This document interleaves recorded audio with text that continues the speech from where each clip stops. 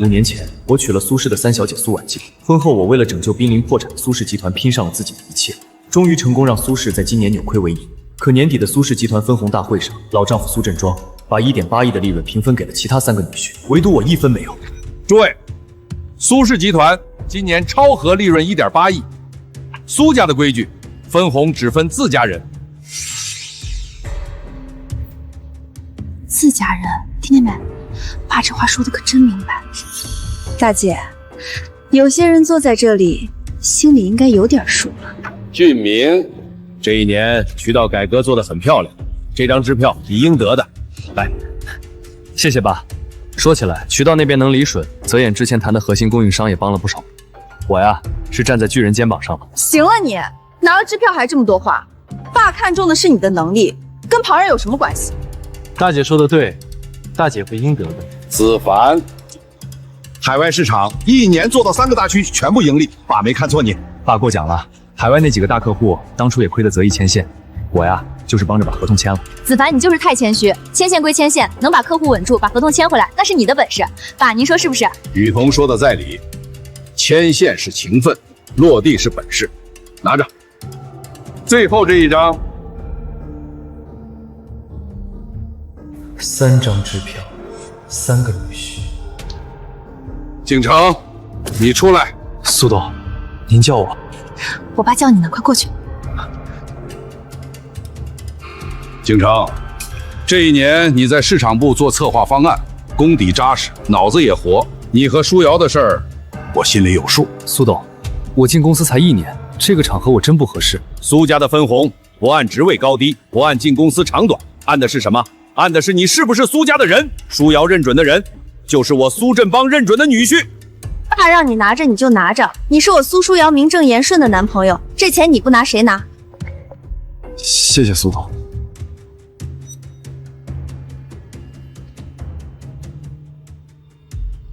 泽衍，你至于泽衍，泽衍是公司的顶尖人才，年薪6位数，项目奖金也比在座的都高，不缺这点分红。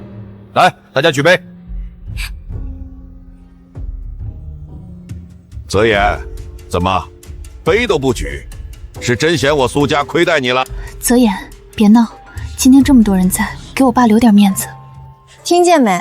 爸把话都说到这个份上了，某些人还端着。泽衍，爸也是一片好意，你想想，你年薪加项目奖1年也有上百万了，真不缺这仨瓜俩枣的，对不对？大姐夫，你说的可不对，钱嘛谁嫌多呀？只不过爸说的明白，今天是分给自家人，有些人忘了自己什么身份。二妹，你这话就有点伤人了。泽衍当然是苏家女婿，爸刚才不都说了吗？泽衍是公司的顶尖人才。俊明，你别和稀泥，女婿跟女婿能一样吗？你和子凡手里有集团股份，分红拿得理直气壮。景城是舒瑶正经男朋友，爸当他是半个儿子。至于有些人，可不是嘛，我就是替婉晴可惜。婉晴当年可是大学校花，追她的世家公子都能排到海边去了。不是赌气，是说事实。董事长，既然话都说到这儿了，我想斗胆问一句：苏家的规矩，分红只分自家人，那我陆泽衍在苏家到底算什么？你当然算苏家的女婿，这个家没人不认你。认我？今晚3张支票分出去，大姐夫拿了，二姐夫拿了，连景城都拿了，唯独我。您给的理由是我年薪高，不缺这点分红。董事长，您觉得这个理由说得过去吗？泽衍，你这话就不对了。爸刚才是给你台阶下，你怎么还较上真了？大姐夫，刚才你拿支票的时候可不是这么说的。你说渠道那边能理顺，是我之前谈的核心供应商帮的忙，你站在巨人肩膀上了，这话是你说的吧？我那是客气。那我再问你，年初那批核心供应商续约是谁去谈？渠道改革方案第1版是谁做的？你刚才当着全家的面说站在巨人肩膀上，现在又说是在客气。陆泽衍，你什么意思？俊明夸你2句，你还蹬鼻子上脸了？大姐，我没蹬鼻子上脸，我就是想问问，既然大姐夫承认渠道是我铺的，供应商是我谈的，那今年的利润分红凭什么他拿支票我干看着？泽衍，冷静点，今天这场合不适合谈这些分红的事儿，回头你跟爸私下聊。二姐夫，你也觉得我该私下聊？可刚才二姐当着这么多人的面说我是外人，说苏婉晴当年瞎了眼才嫁给我，你没听见？与其他口无遮拦，我替他给你赔个不是。不用，二姐夫，你替我赔不是，不如跟我说句实话，你那3个海外大区今年盈利的单子，当初是不是我牵的线？是，我不否认。那客户资源是不是我给你的？是。行，大姐夫的项目是我铺的渠道，二姐夫的客户是我给的资源，今晚分红，2位姐夫1人1张支票，我连一句感谢都没落下。现在二姐当众笑我是外人，大姐说我没资格拿钱，董事长说我不知好歹，在座各位，你们觉得这公平吗？泽衍，就一晚上，忍忍就过去了。回家我跟你好好说。董事长说的对，我有年薪有奖金，确实不虚。诸位慢用，我失陪了。脾气还挺大，走了就别回来。就是，真当自己是什么人物了？苏家离了谁不能转？大姐、二姐，你们能不能少说两句？不知好歹。爸，别跟他一般见识。来，我跟俊明敬你一杯。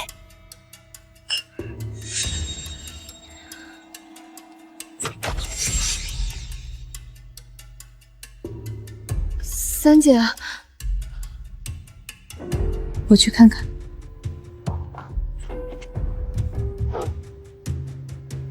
陆泽野，你知不知道你刚才在干什么？当着苏家所有人的面，我爸话都没说完你就走，你这不是当众给我爸甩脸子吗？我给他的脸还不够多？那是我爸，他今年都60了，一辈子要面子，你就不能体谅体谅？不就是分红没给你吗？大姐夫、二姐夫入了股，景城是舒阳的男朋友，爸给支票合情合理。你呢？爸在台上说的哪一句不是实话？爸，你刚才在桌上都听见了，你大姐、二姐怎么说的？你大姐夫、二姐夫怎么说的？他们笑我是苏家的外人。他们说两句怎么了？又不会少块肉。泽言，我知道你心里不舒服，但你想想，到底是一家人，几千万的分红而已，你赚的也不少，何必非要在这个事情上让爸不高兴？你说完了？陆泽言，你不要得寸进尺。我得寸进尺？难道不是吗？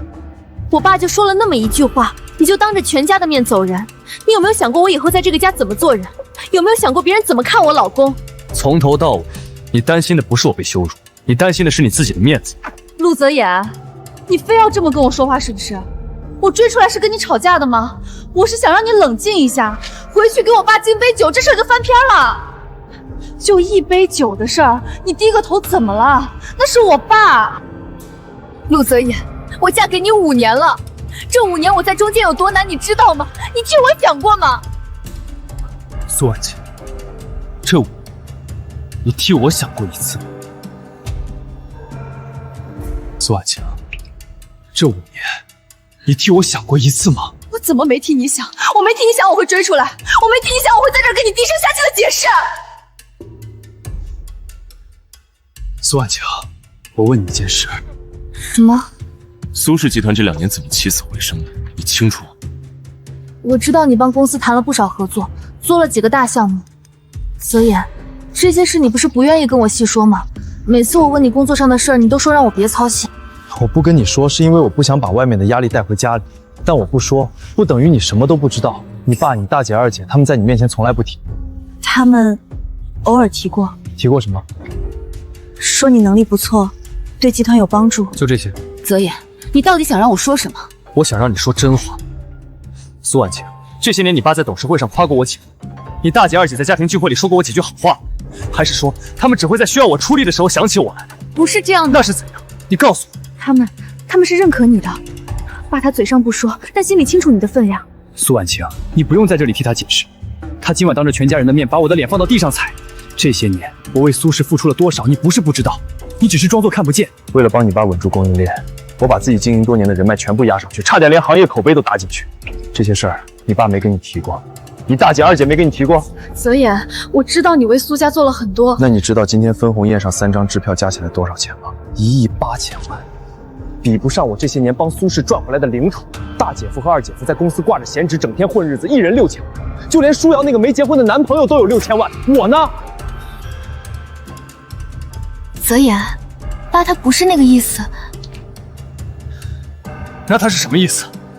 你告诉我，我在苏震眼里到底算个什么？你是苏家的女婿。女婿？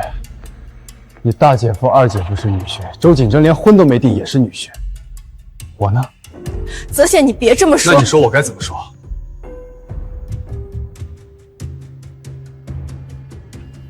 你先冷静一下，明天我去跟我爸说。说什么？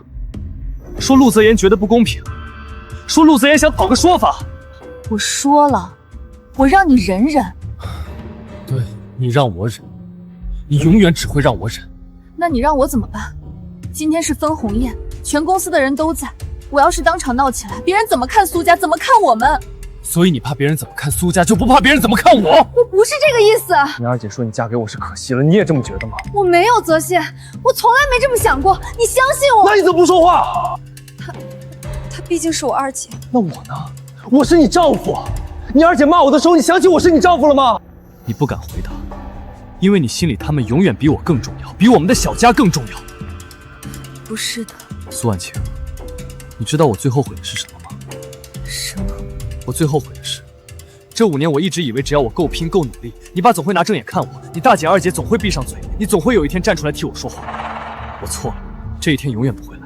会来的，你给我时间，我去跟家里说。不用去说，该说的不该说的，你爸今天在台上已经说得很清楚了。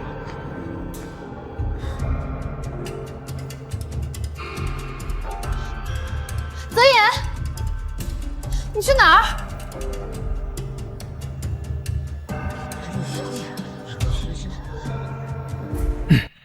各位，今天召集大家来，有一件事要宣布。即日起，我陆泽言正式从苏氏集团离职，同时，我以个人名义与苏氏集团绑定的所有项目合作渠道授权，自今日起全部终止。陆总，您开玩笑吧？集团现在所有核心项目都是您在牵头。陆总，你不在苏氏干了？是，那我们跟苏氏的渠道合同今天就终止。陆总在哪儿，我们的货就跟到哪儿。我们也是，当初签约，我们认的是陆泽言这个人，不是苏氏这块牌子。既然是苏氏把您踢走了，陆总，诸位不必了，违约金我替你们出。陆总不用这么说，我们跟苏氏续约的唯一原因就是您在，您都不在，这合同我们也不敢留。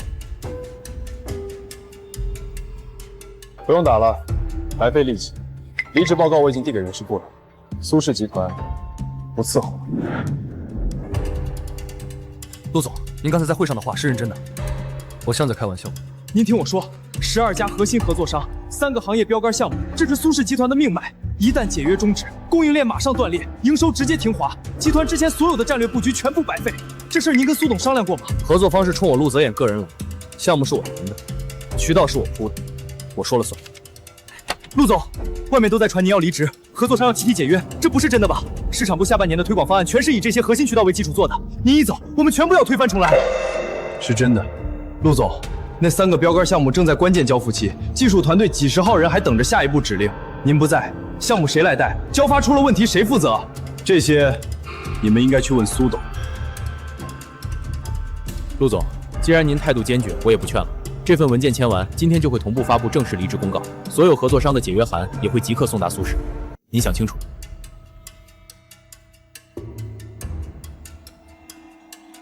陆总，去哪儿？去揽乐府。不回家吗？家，那是苏家，和我没关系。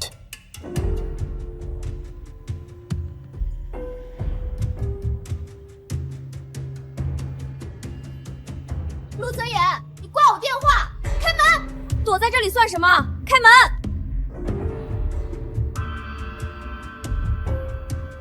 你到底要干什么？松手！你知不知道爸接到消息差点晕过去？12家合作商同时发解约函，集团全乱套了，所有人都在找你。所以你就为了昨晚那点分红，要把苏氏往死里整？说完了？没有，我打了几10通电话你不接，你让赵凯瞒着所有人你的行踪，集团高管满世界找你签字，合作商的解约函堆了半个会议室，你现在跟我说一句说完了？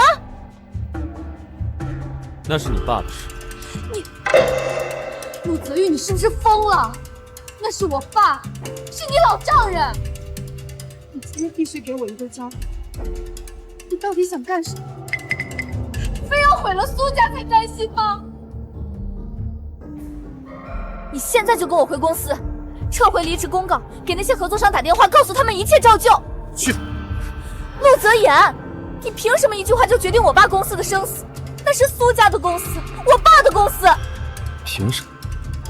我耗尽5年心血，赌上所有人脉资源，把苏氏从破产边缘拉到行业头部，你说我够不够资格？好，那我跟你算一笔账。算什么账？昨晚1.8亿分红，你大姐家拿了6000万，你二姐家拿了6000，周景涵进公司1年也拿了6000，我呢？你爸一句不缺这点分红就把我打发了，爸说的也是实话，你年薪加奖金本来就比他们多。但是我的租是因为我干了活，分红是因为利润是我挣的，这能混在一起说吗？怎么不能？你一年从苏氏拿的钱加起来比他们分的还多。所以你的意思是我拿的多就活该不分红？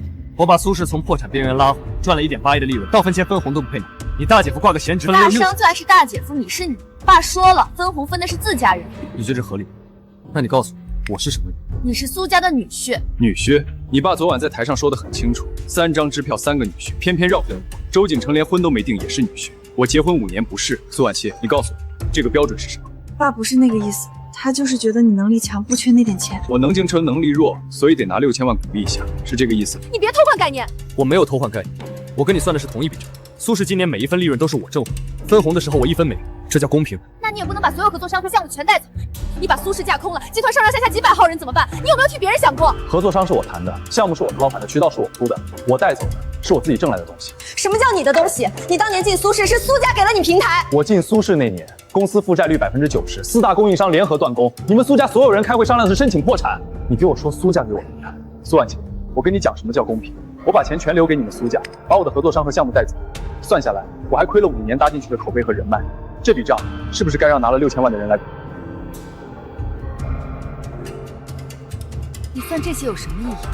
事情已经这样了，你现在跟我翻旧账，苏氏就能好起来吗？苏氏好不好起来，跟我没关系。跟你没关系。陆泽轩，你是我丈夫，苏氏是我家的公司，怎么跟你没关系？昨晚你在地下车库怎么跟我说的？你说到底是一家人，几千万的分红而已，我赚的也不少，何必非要在这个事情上让爸爸高兴？还说让我忍忍就过去了，别伤了家里和气。这话我现在原封不动还给你，到底是一家人，几个合作商和项目而已。你们苏家底子厚，何必非要在我这里较劲？忍忍就过去了。分范红的时候，他们喊苏振邦叫爸，现在公司要断粮了，也该轮到他们尽孝道。你大姐夫不是搞渠道改革的吗？让他去谈合作商。你二姐夫不是做海外市场的吗？让他去拉项目。周景成不是拿了6000万吗？让他去想办法。你明知道他们没这个本事。大姐夫那点渠道改革是你搭好的架子上摆摆样子，二姐夫那海外客户全是你牵的线，你让他们上哪儿去拉合作商？那是苏家的事儿，我管不着。你管不着？你娶了我，你就是苏家的人，苏家的事就是你的事儿。昨晚你爸当着全家的面说我不是自家人，你今天跟我说我是苏家的人，苏婉晴，我到底是还是不是？如果你觉得我是，那昨晚你为什么不反驳？如果你觉得我不是，那今天你又凭什么让我管苏家的事？我不管昨晚谁说了什么，你现在做的是要毁了苏家，你让我怎么跟爸交代？你不需要跟他交代，这些合作和渠道我1分都不会再留给苏氏。你走吧。你再说一遍。你走了。我走了，然后呢？你就一个人待在这儿，看着苏氏垮掉，看着我爸被全行业看笑话。陆泽轩，你告诉我，你到底想要什么？我想要什么，你到现在还不知道。你回去吧，你爸现在需要你，那3个拿了6000万的，也需要你一个一个去通知。你非要这样吗？一点余地都不留。我会后悔的。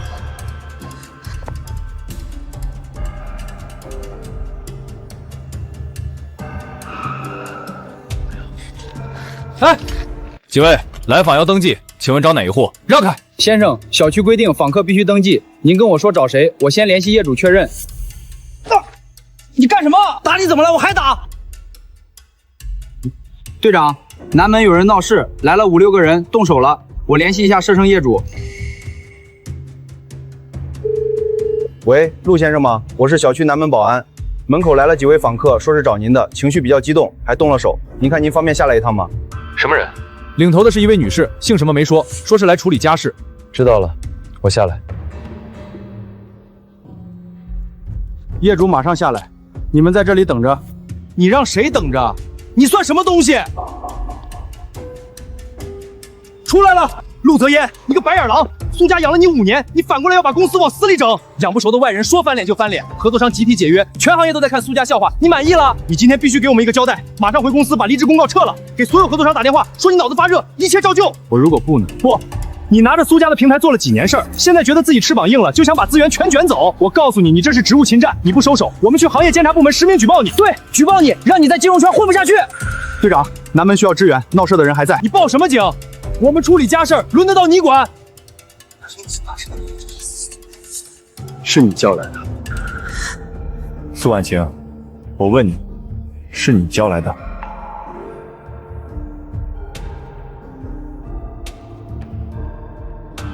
你别冲他，陆泽轩，我今天就把话给你说明白。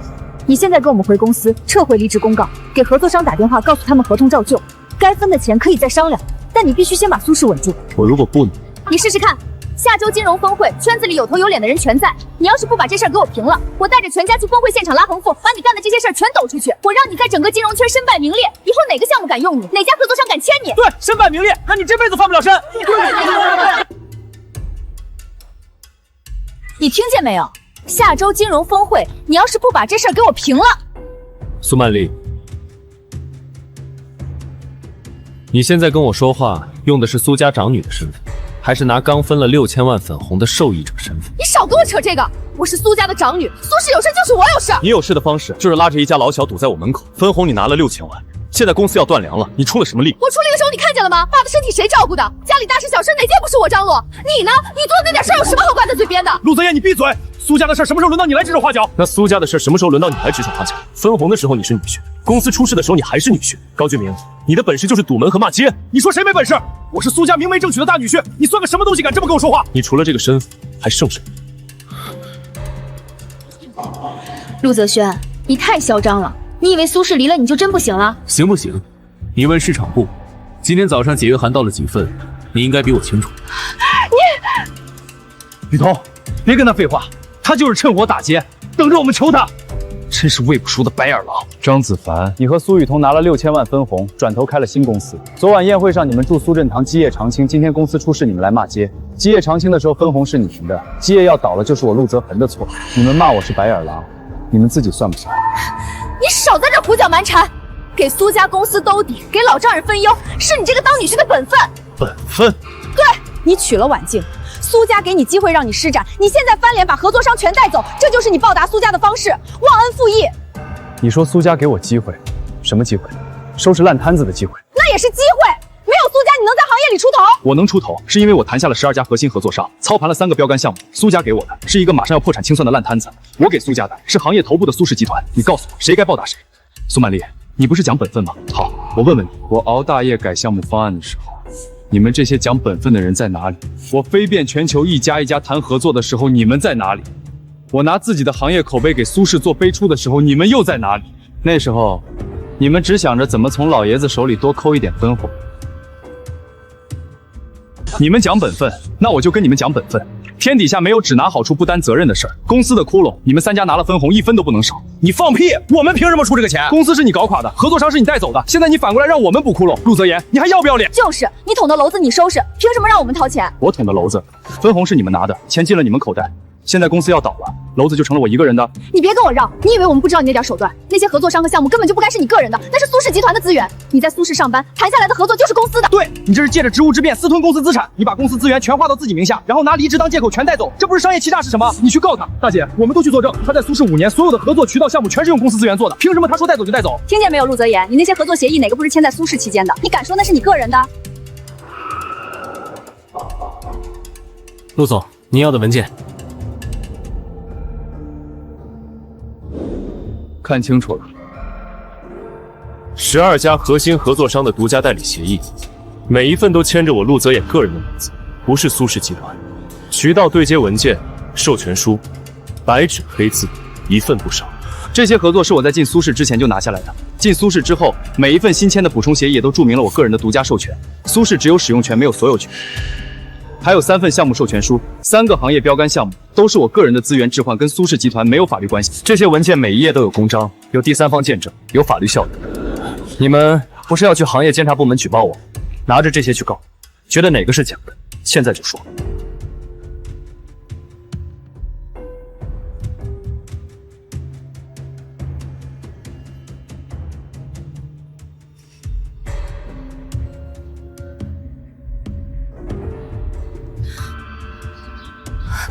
泽言，算我求你了，你把离职公告撤了，先劝合作商恢复合作。公司窟窿的事我们回去慢慢商量。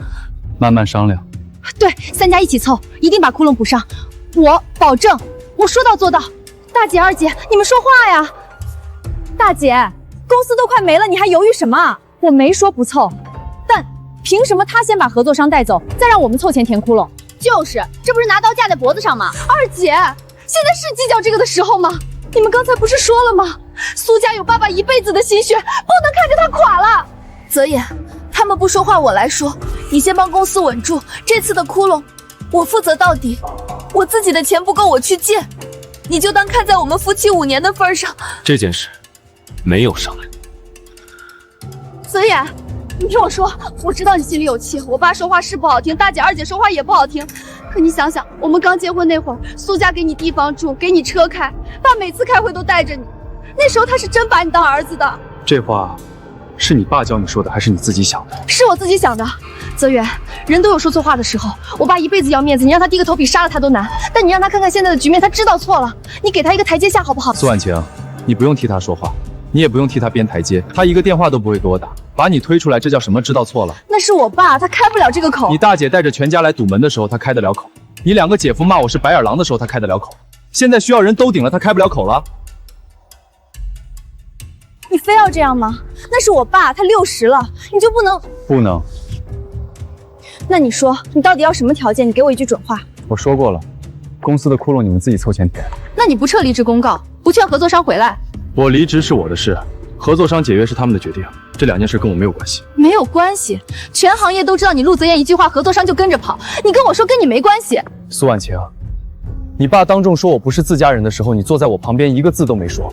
现在你跑来求我，你觉得我应该答应你什么？泽言，就这一次，你最后帮我一次行不行？5年来我就没求过你什么事儿，这一次就这一次。你再纠缠，我立刻发律师函。你还发律师函？你吓唬谁？陆泽轩，你今天把门关上，以后别想再进苏家的门。陆泽言，你给我出来，这事儿没完！出来！你以为躲进去就完了？你不在这件事上给我们一个交代，明天我就去崩溃筹备组实名举报。几位，闹够了吧？再不走我报警了。你报警啊！我们自己家的事儿轮得到你管？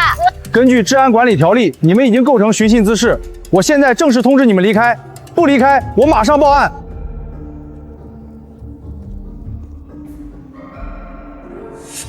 陆泽轩，说。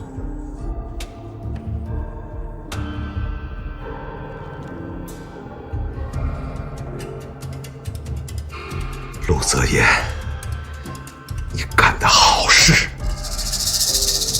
！12家核心合作商，一夜之间全解约了。银行今天打了4个催贷电话，财务跟我说账上的钱撑不过2个礼拜。你是不是想让我死？说完了。没有，你现在马上给我滚回公司，把离职公告撤了，给所有合作商打电话，说你不走了，听见没有？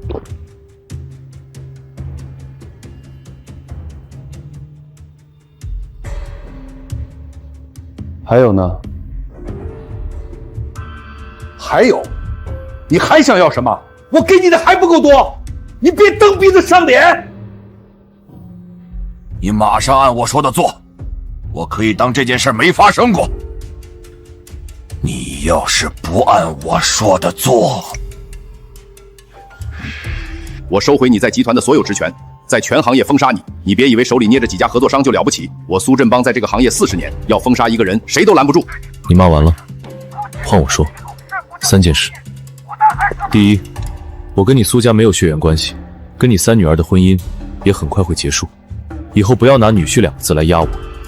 第二，你手里那点职权，我没有半点兴趣，让你那几个好闺女、好女婿收好自己的好处，别再来找我。第三，给苏氏集团兜底，不是我的义务。以前我付出是顾念情分，现在这情分已经被你们苏家人作没了。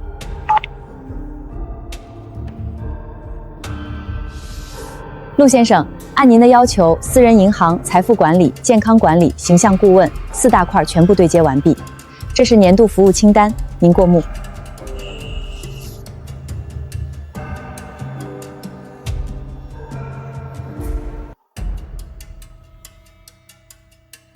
行。还有，您之前名下3张信用卡，全绑的是苏氏集团的商务账户，已经全部解报，换了您个人的黑卡。另外，揽月府的物业升级也办好了，以后所有访客没有您的确认，一律不得进入。好，陆先生，这套面料是英国高猪羊毛，袖口和领口按您要求做了手工刺绣，上次订的5套成品也全改好了，待会儿一起送到揽月府。再订3套秋冬款，颜色你定。没问题。过去5年挣的每一分钱都花在了苏家，从今天起花在自己身上。泽言，能见一面吗？我有话跟你说。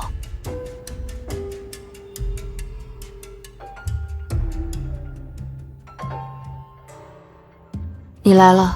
说吧。今天下午，12家合作商的解约函全部生效了，供应链从上到下全断了，3个标杆项目停工，违约金按天算。资方打电话来说，1周内不分工就撤资走仲裁。海外3个大区的客户全部暂停续约谈判。财务部说，公司的现金流撑不过2周。我爸昨晚叫了救护车，血压200，我妈赔了1宿。大姐、二姐2家吵了一整夜，大姐夫说要卖股份，二姐夫说卖了也不够填窟窿，二姐说要报警告你职务侵占，大姐在客厅摔东西。泽言，苏氏是你一手建起来的，每个项目哪条渠道都是你的心血。你恨我爸，恨大姐、二姐，恨我，我都认。可苏氏不一样，你花了5年把她从破产边缘拉回来，你就忍心看着她再垮一次？泽言，你听我说，大姐、二姐我们昨晚商量过了，大姐愿意把她分的6000万分红退出来，名下的股权也可以变现，拿来填公司的窟窿。她昨天在我门口可不是这么说的。她昨天是气头上，回去以后爸跟她谈了，她同意了。二姐那边还在吵，实在不行，我自己的那份，我的车、我的房全都可以卖，只要先稳住银行和供应商，给我们一点时间找买家。找买家？苏氏的股权现在谁还敢接手？有的肯定有的，苏氏的底子还在，只要你回来，合作商一恢复，股价就能稳住。泽言，你能不能先撤回离职公告，劝合作商暂缓解约，不用恢复合作，就是暂缓，等我们把股权变现，把窟窿填上。暂缓？你和我说暂缓？对，暂缓，就当是我欠你的，等股权变现了，我一定补偿你。我可以给你写借条，现在就写。你说个数，多少都行，6000万、1个亿，你先说个数。不需要。为什么？你不信我？不是信不信的问题。那是什么问题？你觉得不够？那你提什么条件我都答应。苏婉晴，我们离婚吧。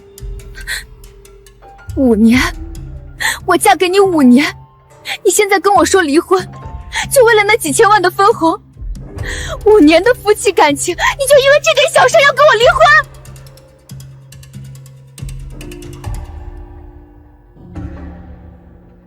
不是因为分红。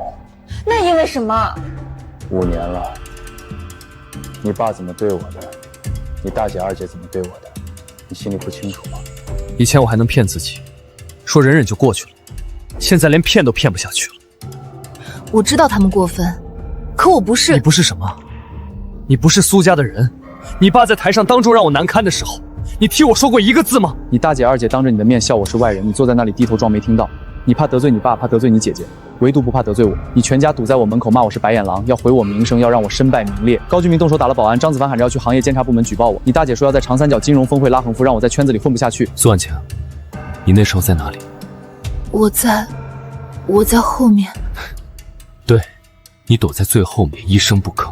从头到尾，你替我挡过一字，说过一句话吗？我不是不想替你说话，我是不敢。我妈说家和万事兴，我爸身体不好，我怕他一激动又进医院，所以你就让我一个人扛5年，每一次都是这样，每一次。我知道我懦弱，可我真的没想过会变成这样。我以为你会一直忍，我以为你知道我心里是向着你的。我不知道，你不说我怎么会知道？昨天你站在我家门口，一口一个你爸，一口一个苏家，连1个字都没问过我。你问我值不值得为这点事伤和气？你说到底是一家人。苏婉晴，那个时候我就知道了，你说的一家人从来不包括我。明天上午9点，民政局见。我不离婚，陆泽阳，我不离婚，我错了，我知道我错了。你说的都对，我懦弱，我没用，我不敢替你说话。可是这5年我是真心跟你过的，我没有一天想过要跟你分开。你再给我一次机会，我去跟我爸说，我去跟大姐、二姐说，从今以后我站在你这边。你说句话呀，你看着我，你说句话。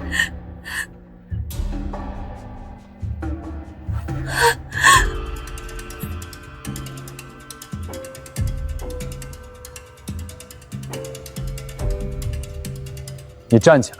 我不起来，除非你答应我不离婚。苏婉晴，你非要在这儿闹。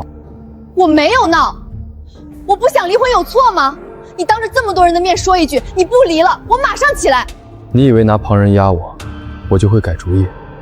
那你就别怪我跪在这儿。你走啊，你走了我就一直跪着。怎么跪下了？两口子吵架吧？那也不能让人跪着啊，这男的也太狠了。陆泽言，我不是来跟你闹的，我就是不想离婚。5年，我哪一点对不起你，你非要这样？你哪一点对不起我？你全家堵在我门口骂我是白眼狼的时候，你没有对不起我；你爸在电话里骂我是冷血动物的时候，你没有对不起我；你2个姐姐说要让我身败名裂的时候，你也没有对不起我。你现在跪在这里，也不是因为你觉得对不起我，是因为苏氏要垮了，你爸顶不住了，你需要我回去救场。不是，我是真心想跟你过。想跟我过，昨天就不该带着你全家来堵我的门；想跟我过，刚才就不会拿旁人的眼光来逼我。好像不是咱们想的那样，听着像是女方家里欺负人家。我不是要逼你，我是实在没办法了。你说条件，你到底要怎样才不离婚？你说。我没有什么条件，离了婚，你过你的，我过我的，苏家的事再也跟我不管。那苏氏呢？你就真的不管了？我为什么要管？因为你是我丈夫，苏氏是你的家，你就真的忍心看着他完蛋？那个家，从来没把我当过家人，我在里面待了5年，够了。你不能这样，你不能说走就走，你走了我怎么办？你还有你爸、你大姐、你二姐、你小妹，你从来不缺人。可那些人不是你，他们都不是你。苏婉姐啊，你现在说的每一个字，从前你要是肯说，我们走不到这一步。站起来，你这样只会让我更看不起你。我不起来，你不答应我就不起来。陆泽成，你回来，你回来！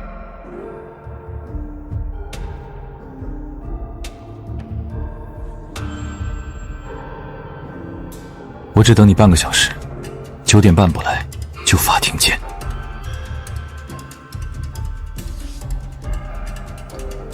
财产分割你没意见？揽月府是你婚前买的，肯定归你。苏家别墅和车是婚后共同财产，有你的一半。不要财产的话，流程能更快一点吗？这些都是你应得的，为什么不要？你就这么着急？我不想跟苏家再有任何牵扯，离婚这件事越快越好。那我直说，协议离婚走不通，就只能诉讼，单方面起诉离婚。女方如果坚决不同意，又没有法定重大过错，家暴、重婚、遗弃、长期同居第三者，第一次起诉大概率判不列。一审不判离，你得等6个月再起诉。整个流程走下来，1年到1年半。诉讼状今天能出吗？能，但我得提醒你，你这案子时间耗得起，舆论耗不起。苏家在行业里几10年，你岳父要是拿这事儿做文章，你会很被动。他已经在做了。昨天他大女儿放话，要在我下周峰会现场拉横幅。你打算怎么应对？不应对，他们闹他们的，我打我的官司。行，下午我安排立案。回来了。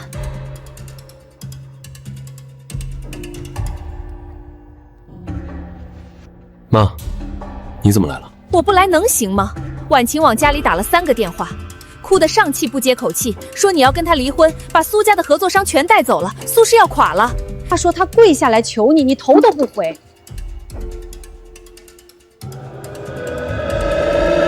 你跟我说，他说的这些是不是真的？妈，你别着急。我能不急吗？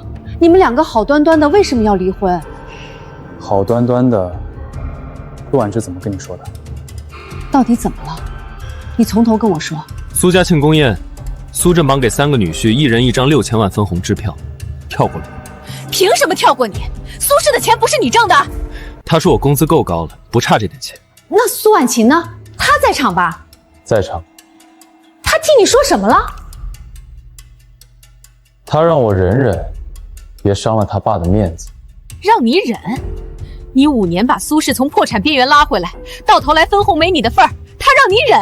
他说到底是一家人，为这点钱伤了和气不值得。什么叫一家人？一家人做事有把谁排在外头的吗？他说的这些话是在护着你，还是在护着他爸？妈，他从来没站在我这边过。你接着说。第2天我去公司提了辞职，所有跟我个人绑定的合作商和项目全部跟着解约。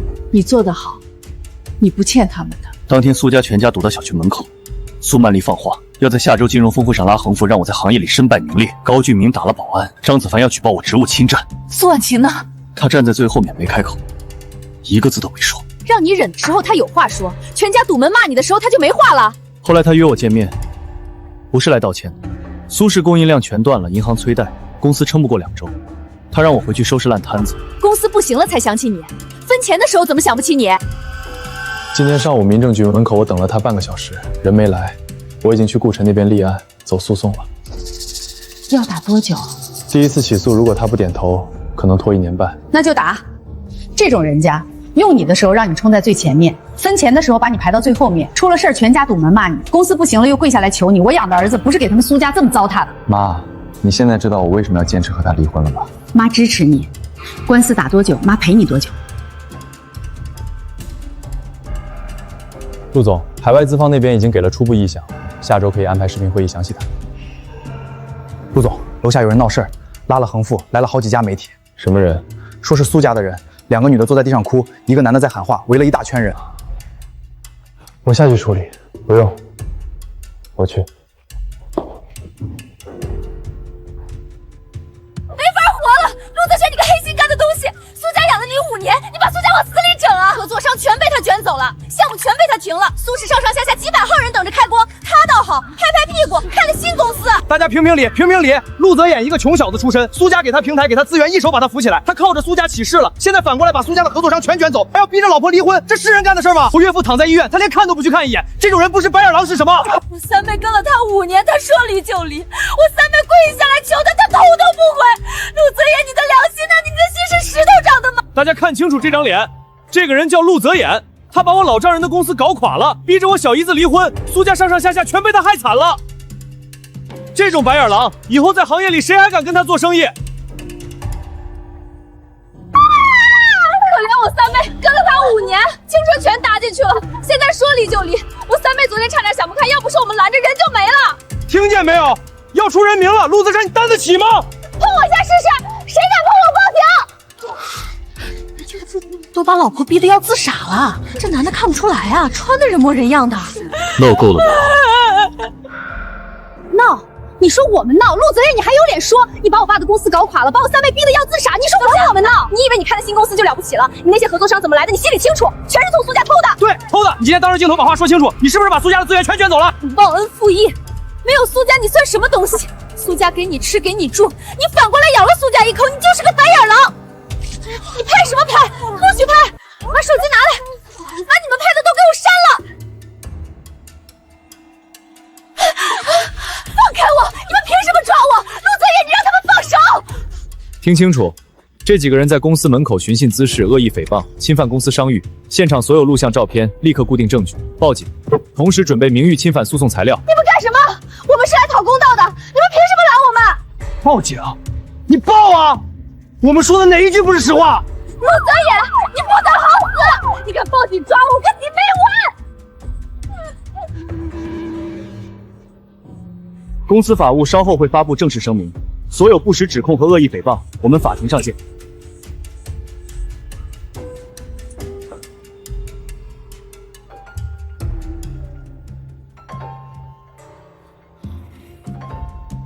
苏家，我跟你们没完。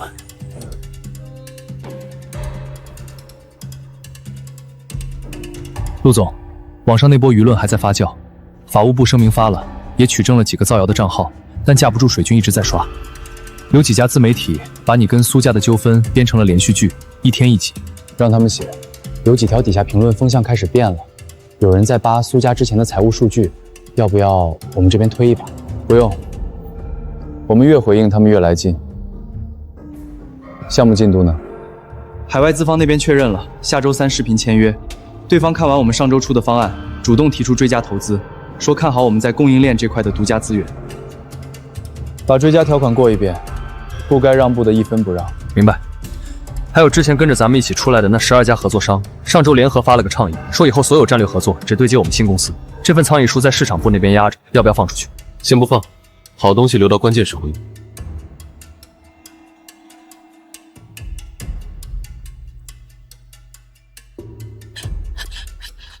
泽衍，泽衍，您怎么来了？我在这儿等了你1下午，保安不让上去，说没有预约。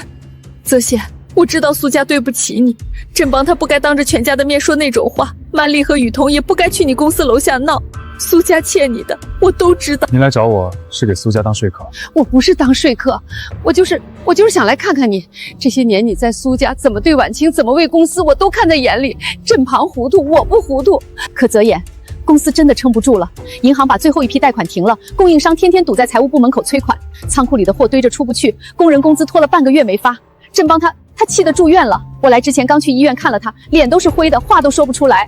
医生怎么说？血压降不下来，再激动怕出事儿。他躺在病床上还骂你，我拦不住。泽言，你就当体谅一个糊涂了半辈子的老人，他再不是东西也是婉晴的爸。你说了他半辈子他不听，他这次听不进去了，可我听进去了。泽言，我跟他过了40年，从来没替任何人求过他什么。今天我来求你，不是替他求的，是替婉晴求的。他这几天在家不吃不喝，把自己关在房间里，谁叫都不应。昨天半夜我听见他在屋里哭，我敲门他也不开。他说他做错了，他说他把什么都搞没了。泽言，婉晴她是不懂事，她从小被惯坏了，可她心里是有你的。她做的那些事儿，说的话，她是怕她爸，不是不爱你。你跟他过了5年，你比我清楚。公司可以倒，大不了从头再来。可你们2个5年的夫妻，就真的这么散了吗？你先喝口水，坐下说。泽言，妈今天是真没办法了，但凡还有别的路子，我都不来为难你。您说。公司的事儿你比谁都清楚，银行把最后一批贷款停了，供应商天天堵在财务部门口，工人工资拖了半个月。曼丽和雨桐这几天腿都跑断了，到处找投资找接盘，可人家一来一看核心渠道全没了，项目全停了，连坐下谈都不愿意。泽言，苏氏是你一手做起来的，他不是没底子，他就是断了粮。只要你能回来把合作商稳住，这口气就喘过来了。您觉得我回去，苏家那几个人能接受？不接受也得接受。曼丽去你公司楼下闹的事儿我知道了，当天晚上我就骂了他。他从小到大被他爸惯坏了，不知道自己几斤几两。你要是回去，他不敢再为难你。他不敢。高俊明呢？张子凡呢？苏振邦躺在病床上还在骂我，你让我回去，我怎么听？振邦这半辈子把一碗水端得偏到了后脑勺，好处全给了曼琳和雨桐，让你一个人扛着整个公司。曼琳拿了你的，还骂你是外人；雨桐2口子开新公司用的是你挣的钱。婉晴最让我心寒，她是你的妻子，该替你挡的时候她躲了，该拉你一把的时候她帮着他们踩你。这些事儿，苏家上上下下全对不起你。我今天来，不是替他们辩白的，我是来跟你说，苏家欠你的，我都认。您别这样。我这辈子没求过人，结婚40年，家里大事小事全是振斌说了算，我只有听话的份儿。今天阿姨把这张老脸账，我不替振斌求，我不替曼春求，我就替婉春求，替苏氏那1000多号等着开工资养家糊口的员工求。泽言，你就发发慈悲，拉苏家这一把。这个家里，只有他从来没为难过。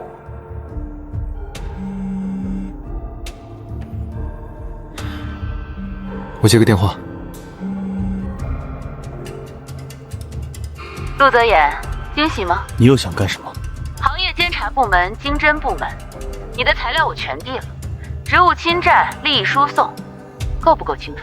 不说话了。那天在小区门口，你不是挺能说的吗？什么天底下没有只拿好处不担责任的道理？再说一遍我听听。你疯了！我是疯了！你把苏氏往死里整，把我爸气进医院，你觉得我还会跟你客气？苏氏到今天这一步，谁造成的？你心里清楚。我不管谁造成的，我就问你一句，回不回来？不回。行，那我告诉你接下来会怎样。经侦立案，你新公司门口贴封条，海外资方收到立案通知书全撤，金融峰会你的座位我给你射掉，横幅我照拉，网上铺天盖地全是吞钱东家资产的黑料，营销号稿子我已经排好了，1秒发全网，你传了5年的行业名声，我1天就给你撕干净。还没完，人证我找好3个，证词上盖着公章，你不是白纸黑字很有底气吗？那我倒要看看是文件硬还是活人硬。给你1天，明晚之前我要看到你回苏氏的公告，不发，等着坐牢。他动手了。苏曼丽，经侦、行业监察全递了，还找了3个第三方做伪证，给我1天，不发公告就立案。他疯了，文件全在我们手上，他拿什么立案？伪证，他说人证比文件硬。放屁，伪证撑过1轮，但他说对了一件事，经侦一立案，调查期至少半年，你新公司会被拖死。那就让他拖，我扛了5年了，不差这半年。文件发我，今晚我出证据链，他递什么我撕什么。不只要撕，他做了伪证，这本身就是刑事罪，你帮我把这条线也准备了。明白，他要玩命，就让他看看谁先死。苏曼丽，你以为做个伪证能压死我？来，我陪你玩到底。泽言，是谁的电话？是不是公司有事儿？您刚才说苏曼丽去找投资、找接盘，腿都跑断了。是啊，他这几天……他没去找投资，他去经侦部门递了我的举报材料，职务侵占、利益输送，找了3个第三方做伪证，备了一批营销号，给我1天时间，不发公告就立案，送我进去坐牢。不可能，曼丽她不会。他刚在电话里亲口说的，一字一句，清清楚楚。泽言，我不知道，我真的不知道他。我相信您不知道，您来求我，让我看在苏氏上千号员工的份上拉苏家一把。可您的大女儿，她要用我的名声和自由换苏氏活命。您来跟我讲情分的时候，她在找人做伪证。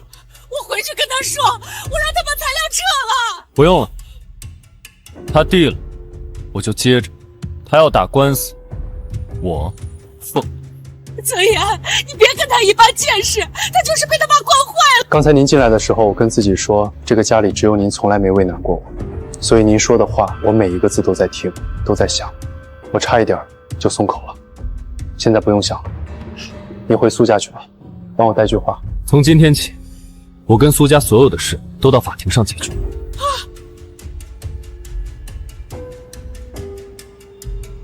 录音呢？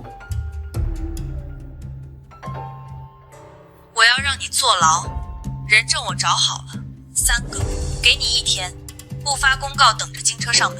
他完了。怎么说？他这通电话，一条敲诈勒索，一条诬告陷害，2条都是刑事罪，不用等经侦查你，我们可以直接报治安队查。他不是去举报我了吗？举报？他拿伪证去举报，这叫诬告陷害；他拿举报威胁你发公告，这叫敲诈勒索。他以为他在搞你，其实他每句话都在把自己往牢里送。你猜治安队听完这段录音，先立案查谁？你那些文件原件我全整理好了，每一份都能证明合作商是你个人的，跟苏氏没关系。他找的那3个证人，证词一对原件就得穿帮，到时候他背的不是败诉，是伪证罪。那就让他告，他告我，我告他。你想好了？这一报，苏曼丽进去，苏家彻底翻不了身。他给我1天时间让我选，我选让他进去。明天一早我去治安队。姐，你说他会不会真不发公告？他敢！经侦立案通知一到他公司，他那些海外资方跑得比谁都快。万一他先报案呢？报什么案？我就是去举报他，举报还能犯法？他那个律师同学再有本事，也拦不住经侦立案调查，一查半年，他新公司耗得起吗？明晚就见分晓。他不发公告，咱们就等着看他公司贴封条。他现在肯定在家急得团团转。谁啊？苏曼丽，你涉嫌敲诈勒索，跟我们走一趟吧。喂，妥了，治安队下午1点去的苏家，苏曼丽当场被带走，涉嫌敲诈勒索正式立案。你告苏雨婷和张子名誉侵犯的传票也送达了，2个人都签了。你没事吧？声音听着不对。没事，证据链那边你盯紧。放心，有事随时打给我。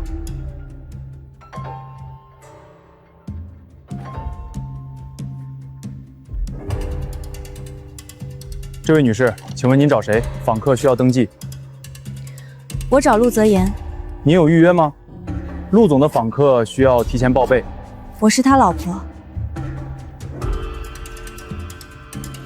女士，您等一下。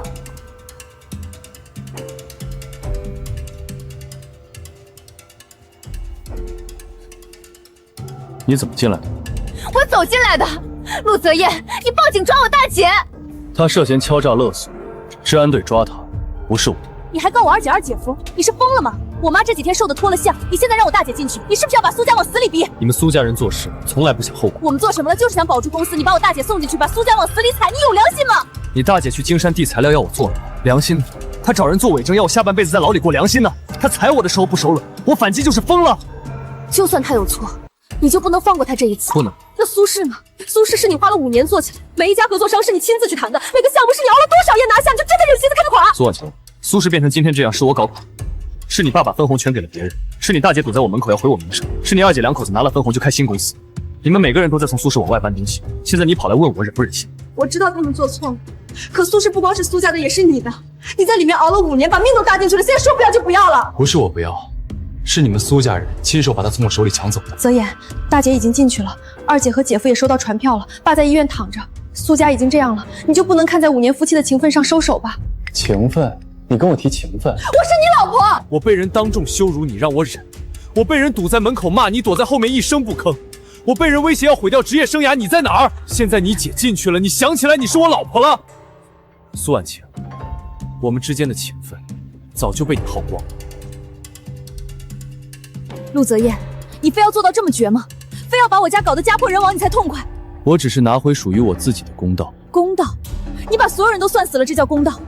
我大姐进去了，我爸在 ICU， 公司明天就要破产清算，你现在站在这儿跟我说公道？苏婉晴，你说这些的时候有没有想过一个问题？什么问题？你爸为什么会在 ICU？ 不是因为我拿了合作商，是因为他亲手把分红给了不该给的人，把替他外命的人踩在脚底下。你大姐为什么会进去？不是因为我报警，是因为她做了伪证。你到现在还在替他们叫冤，你从来没想过他们做的每一件事，换任何一个人都会让他们付出代价。我不过是那个让他们付出代价的人。那你就不能手下留情一次？你爸在台上当众给我难堪的时候留情，你大姐说要让我身败名裂的时候留情了吗？你二姐两口子堵在我门口骂街的时候留情了吗？所以你一个都不放过，谁得罪了你，你就让谁死。我让他们死了，我只是没像以前一样站在原地挨打。你知道我最恨你什么吗？不是你报警，不是你告他，是你这副样子，从头到尾你都觉得自己一点错都没有。我大姐错了，二姐错了，我爸错了，我也错了，就你陆泽仁干干净净，什么都是别人欠你的。我没有说自己干干净净，我最大的错就是忍了5年，忍到你全家都以为我怎么踩都不会还手。你知道这5年我最后悔的一件事是什么吗？不是娶了你，不是帮了苏家，是分红那天晚上你让我忍的时候，我居然还在犹豫。那个时候我就该走。陆泽言，我恨你，你听见了吗？我恨你，我从来没有恨过任何人，你是第一个。你把我家全毁了，把我也毁了。赵凯，安排人送苏小姐出去。喂，泽言，苏家那边有动静。说，高俊明和张子凡今天下午跑到律所来了，2个人在门口站了快1个小时。进来以后哭爹喊娘，说只要你能签谅解书，他们愿意当众道歉，赔偿所有名誉损失。先晾着。我也是这个意思。他们现在越急，我们手里的牌越多。那你打算晾到什么时候？晾到他们把能答应的都答应完了再说。行，有事随时联系。泽言，我知道你不想见我，但有些话我不来说，苏家就没人能说了。您说，振邦醒了，昨天下午醒的，我守了他1夜。他睁开眼第一句话问曼丽在哪儿，我说被带走了。他又问公司怎么样了，我说账户被银行冻结了，想翻身没翻过来，右边身子动不了了，医生说偏瘫，以后能不能站起来谁也说不准。这是他名下苏氏集团所有的股权，全给你，1分不留。他只求你把合作商稳住，让苏氏这口气喘过来。泽轩，他这辈子没跟谁低过头，这算是他能拿出来的全部了。这些股权我不要。我知道你不稀罕，可除了这个，苏家现在什么都没有了。妈，您上一次来找我，我差点松口。然后您大女儿打电话了，说让我下半辈子在牢里。我不翻旧账，我只是告诉你，苏家的问题不在我。您让我高抬贵手，我抬了2次，他们踩了我3次。我知道，曼丽罪有应得，雨桐和子凡也该吃这个教训。我今天来不是替他们开脱的，我就是想跟你说，振邦挪不动了，曼丽进去了，苏家已经被打碎了。你能不能看在婉晴跟了你5年的份上？您让我考虑考虑。泽言，今天您先回去。你岳母来了，带着苏振邦签过字的股权转让书，你收了？没碰，我让他先回去了，说考虑考虑。那你现在考虑好了？考虑好了，你帮我给苏家带个话，4个条件。你说，第一，股权半分不要，但他们吞下去的本该属于我的项目分红和资源补偿款1分不少还回来。第二，全行业公开登致道歉，澄清所有对我的诽谤。高俊明、张子凡、苏雨桐署名道歉，声明写清楚，独门骂街的是他们，拉横幅的作伪证的是他们，让业内所有人看到。明白。第三，苏曼丽的案子我不签谅解书，刑事按法律流程走。第四，我和苏婉晴离婚3天之内民政局见。老陆，你真够狠的。我已经手下留情。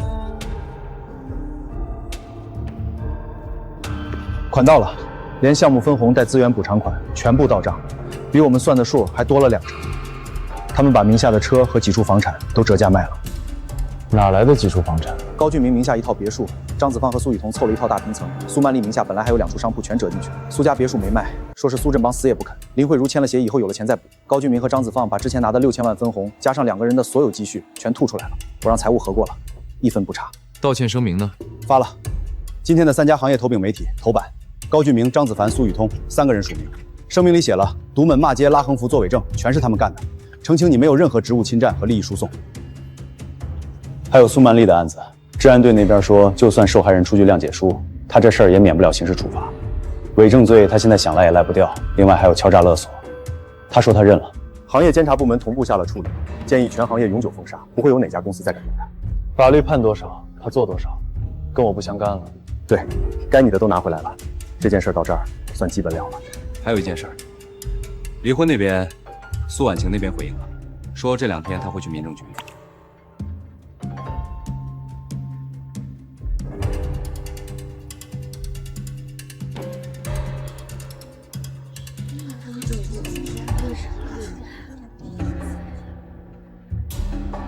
财产分割协议，双方确认无误吗？确认。确认。感情确已破裂，双方自愿协议离婚。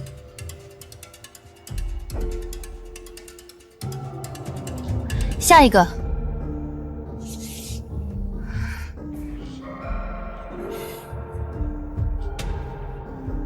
陆泽言，你告诉我一句实话，为什么非要走到这一步？为什么就不能再给我留条活路？苏婉晴，你知道压死骆驼的是你每一次无底线的帮衬娘家，是你每一次和稀泥跟我说大局为重，让我忍忍就过去了，是你一而再再而三把我推出去当苏家的垫脚石。我说了，我错了，我给你跪下了，你还要我怎样？你跪的不是我，你跪的是苏氏，是你爸的公司。你在咖啡厅跪下去的时候，是想拿所有人的眼光逼我就范。你从来不是求我回头，你是求我回去替苏家兜底。这段婚姻不是被哪一件大事毁，是5年里每一次你说都是一家人，然后把我推出去当外人，每一次你说别让我爸不高兴，然后让我一个人扛下所有委屈，一刀一刀早就没活路了。跟你大姐没关系，跟你爸也没关系，是我们之间早就烂了。照顾好自己。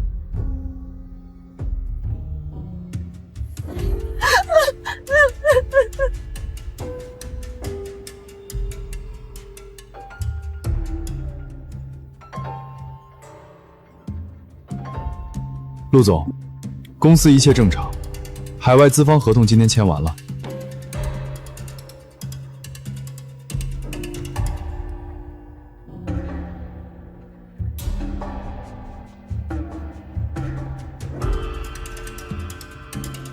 本次航班已平稳落地，请您解开安全带，整理好随身行李，准备下机。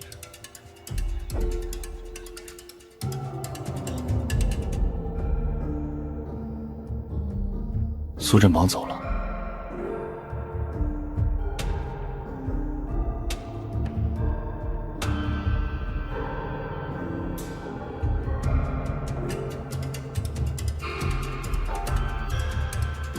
我落地了，苏志邦什么时候走的？前天夜里，林慧茹早上发现的，人是在家里走的，没来得及送医院。后事谁在办？苏雨桐和张子凡，高俊明说没钱，被苏雨桐骂了一顿，最后还是凑了。他留了遗嘱，从 ICU 出来当天立的。苏家早就空了，他还能留什么？他名下唯一一套没被抵押的老宅，指名道姓留给了你。4个女儿，1分没给，1分都没给。对，他还留了一句话，说他这辈子看走眼了，这事儿你得拿个主意，收还是放弃？收。你想好了？不是为那点钱，5年得有个句号。他给了，我接着。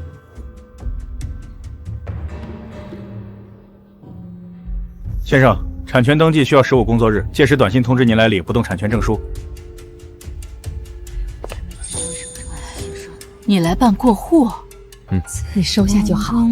振邦走之前念叨了好几遍，怕你不肯要。他这辈子没跟人道过歉，这是第一次。他留的话我收到了。老宅归你了。他说对不住你。我们明天回乡下。城里没家了，我跟婉莹回去养老。老宅的钥匙在公证处，你到时候一块领。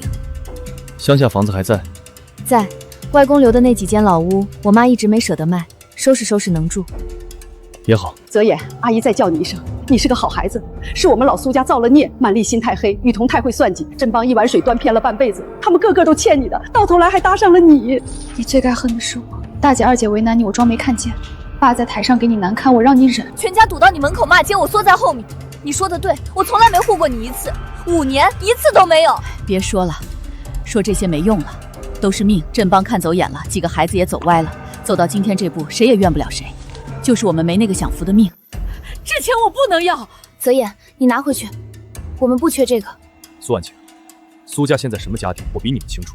别墅抵押了，公司账户冻结了，高俊明和张子元连丧葬费都要凑。你们回乡下，连翻修老屋的钱都未必拿得出来，你拿什么养你们？我们再难也不能再要你的钱，苏家欠你的够多了，再拿你的钱，我死了都没脸见祖宗。苏振博的赔罪我收了，宅子我留着，当这5年一个交代。这100万跟苏家没关系，是我给您的，苏家上下只有您没为难过我，这算是我尽的最后一点心意。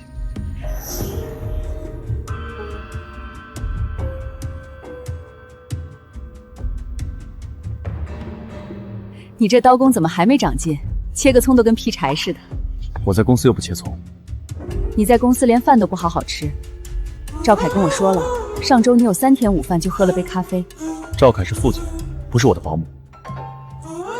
人家那是关心你，下回你再不好好吃午饭，我就每天中午给你送饭。妈，您饶了我。我那些合伙人看见您拎着饭盒站在会议室门口，我这张脸往哪搁？脸重要还是胃重要？下周6您生日，您想出去吃还是在家做？在家做。妈给你们做一桌子菜，你们年轻人平时应酬多，吃一口家里的饭就少一口。行，那天我哪儿也不去，上午陪您逛菜市场。不过我明天就要出发去参加行业峰会，这周应该不能回家陪您吃饭了。行行，你们事业重要，去吧。陆总，您上次说的那套打法，我们回去研究了一下，确实不一样。陆总，我们董事长特意交代了，今天必须跟您约个时间。各位，我先失陪一下。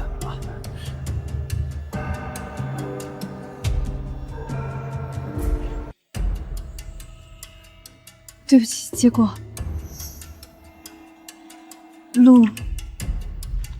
陆总，可等到您了。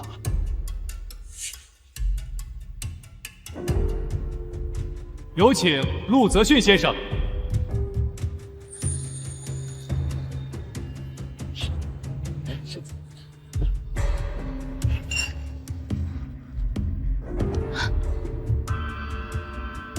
你挺好的。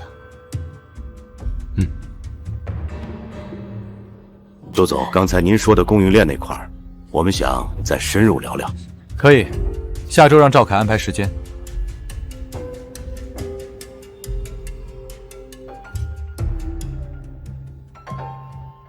陆泽言，有事儿？我就是想跟你打个招呼，刚才在里面没来得及。你说。我从乡下回来了，我妈身体不行，上个月病倒了，光住院就花了3万多。我现在在一家小公司打零工，1个月4200，勉强凑我妈的医药费。我记得我给了你妈200万，那笔钱我妈1分都没动。为什么？他说那是你的钱，苏家欠你的够多了，再花你的钱，他死了都没脸见祖宗。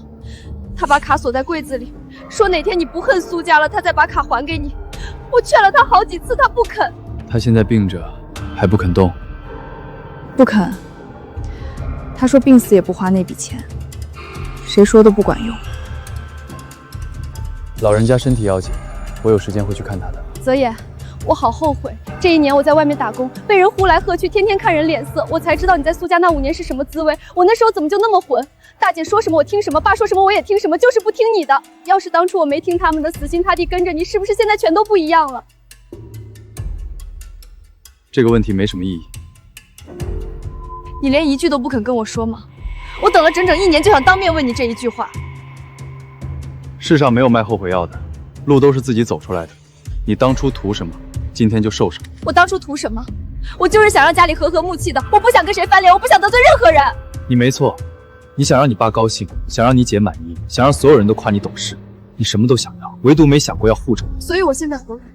我大姐进去了，我爸没了，我2姐自己都顾不上自己，我妈病在床上，我1个月挣4200，连给她换个好点的医院都换不起，这就是我的报应，对吗？是不是报应？你自己想。我的今天是我拿命拼回来的，你的今天是你自己一步一步走出来的，谁也别怨谁。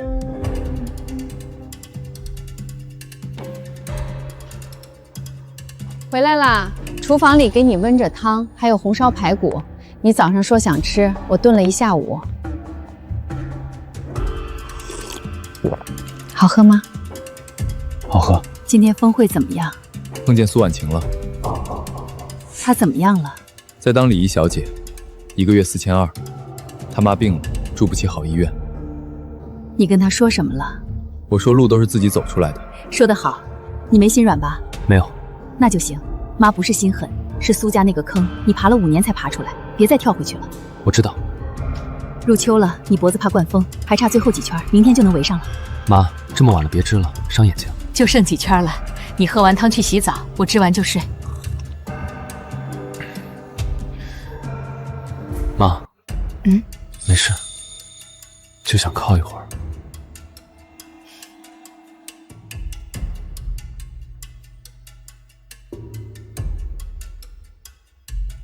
要是想算旧账，今天就不会坐在这儿。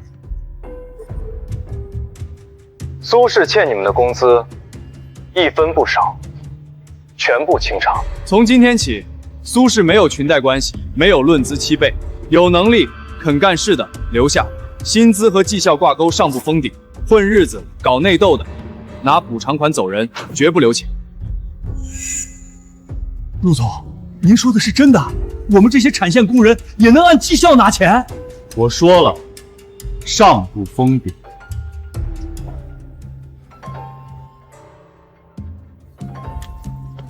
对不起，对不起。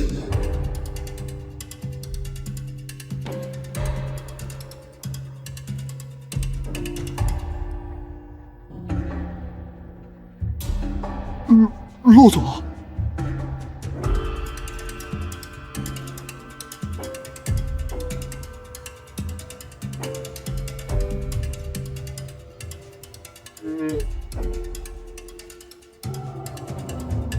妈，儿子，到哪了？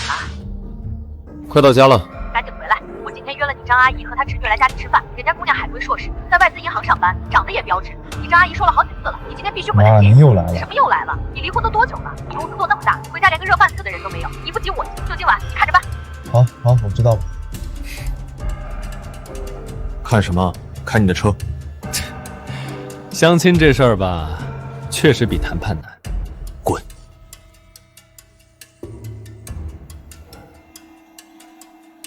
你妈刚才电话里说的那个张阿姨的侄女，你真不见？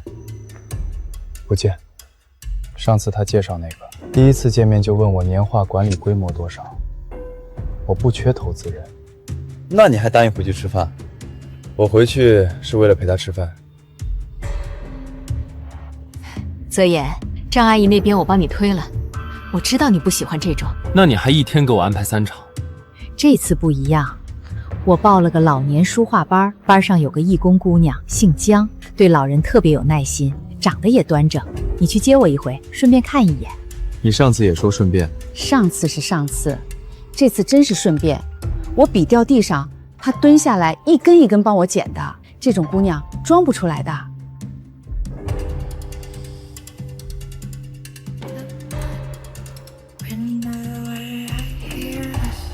您找哪位？泽言，你怎么上来了？不是说好在车里等吗？接你还要挑地方。阿姨，这是您儿子？我儿子陆泽言。泽言，这就是我跟你说的江小姐。阿姨在练大转，进步特别快。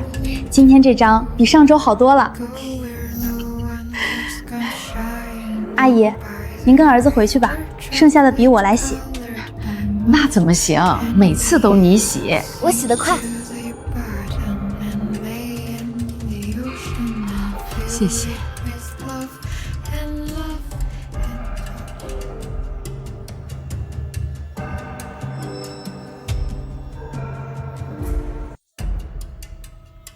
陆总，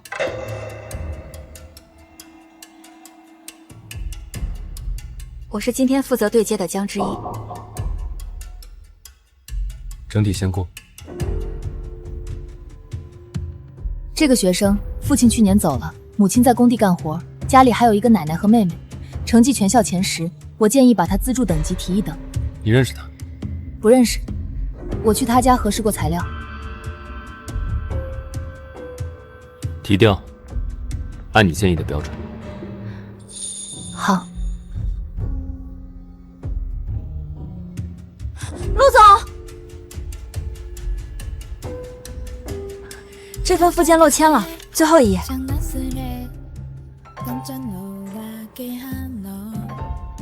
江小姐，能不能帮我个忙？什么忙？我妈很想见你，你在社区中心教她写大篆，她跟我念了1个星期。只是吃顿饭，假装是我朋友就行。周末我来接你。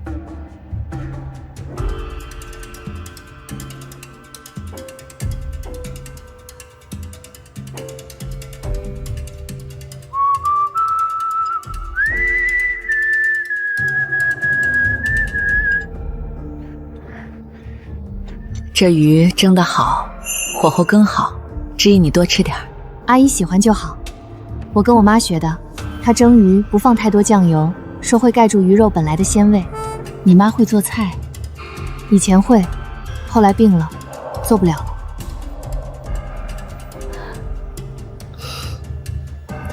阿姨，这个莲藕排骨汤我炖了一下午，里面的藕是粉的，您尝尝。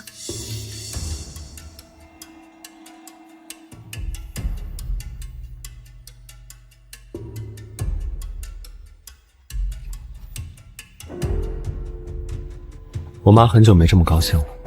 阿姨是个好人，跟她聊天不累，像跟自己的长辈说话。谢谢。不用谢。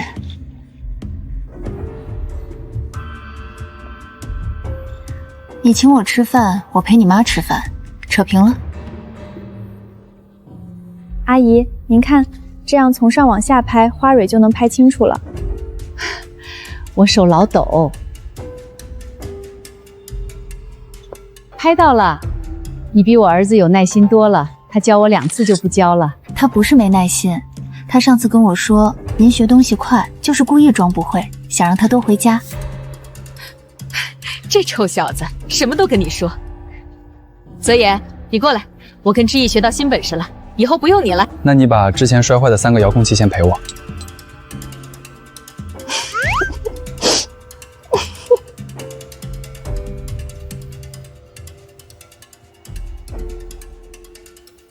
妈，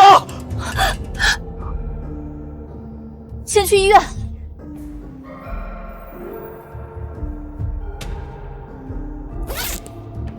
小米粥，红枣去核了。阿姨说你胃不好，喝不了凉的。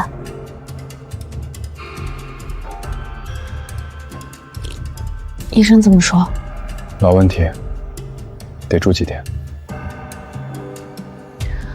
刚才在病房里，阿姨问我们是什么关系。你怎么说的？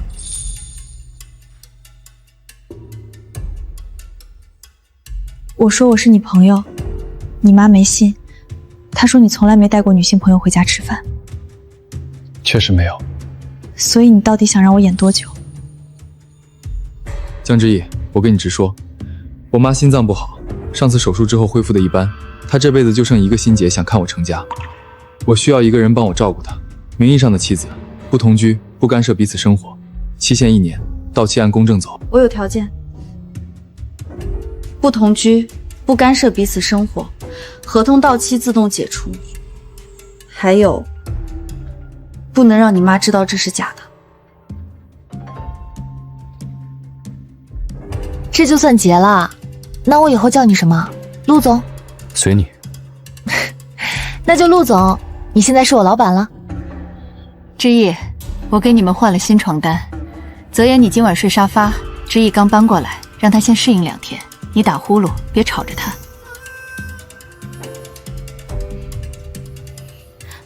阿姨，我自己来就行。叫什么阿姨？证都领了还不改口？妈，哎，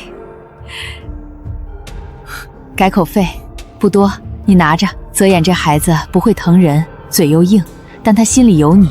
以后他要是欺负你，你跟我说。他没有欺负我。他不会。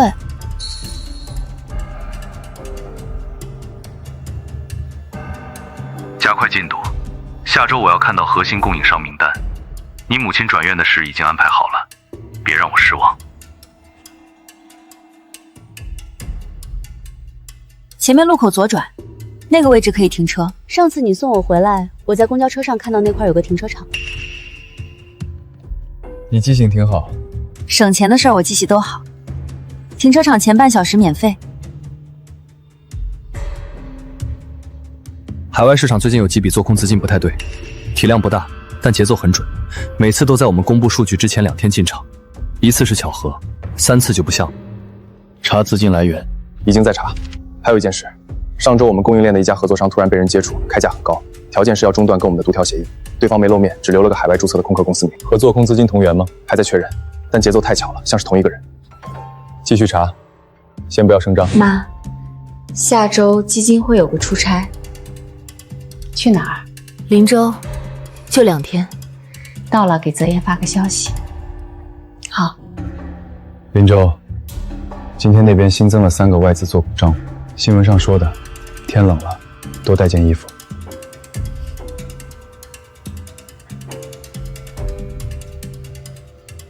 赵凯，把江之毅入职公益基金时填的履历调出来，教育经历、工作经历所有证明人全部核对一遍。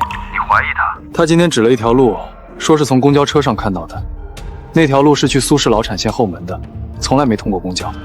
明白，3天给你结果。江之毅，本名沈之毅，履历从高中开始造假，高中休学2年，人不在国内。他父亲是沈鹤亭，苏振邦30年前的生意伙伴，后来出国洗白，这次海外做空的幕后主使就是他。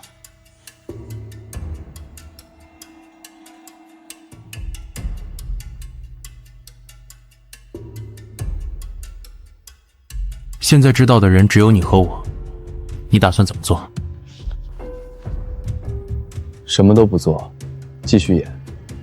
他发的每一条情报，出一套对应的假数据喂给他。之毅，你那个出租屋的行李，周末让泽介开车去全拉回来，留那边也是落灰。也没多少东西，我自己搬就行。有男人不用，你傻不傻？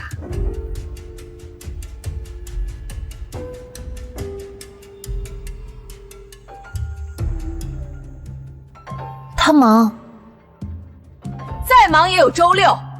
泽言，知道了。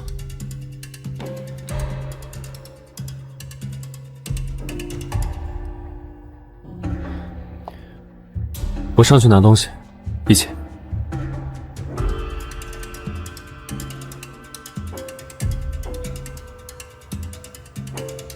我进去。你演得很真。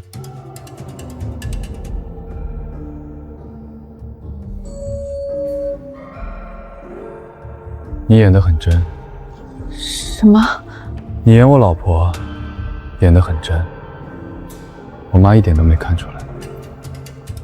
你以后别这样说话。你说一半，我还以为……你为什么？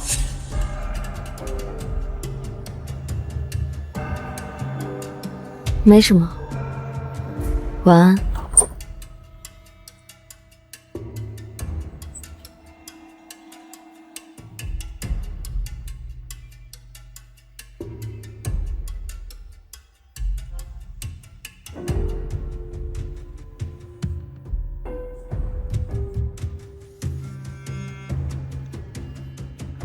你在那边怎么样？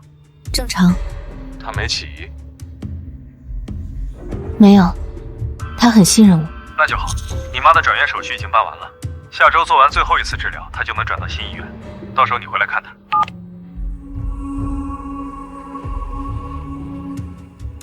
他又发了一条，给沈鹤亭的，说他还需要更多时间。他没发假名单，也没发真数据，他空过去了。如果他一直不发呢？沈鹤亭直接公开举牌我们旗下一家子公司，信号很明确，他要让市场知道有人在嘴击你。他等不及了。他通过第三方发了封邮件，说你只要交出核心供应链控管权，他就收手，给你3天。回复他。不谈。是。还有一件事，他今天没有发加密消息，一条都没有。沈鹤亭那边连催了2次，他都没回。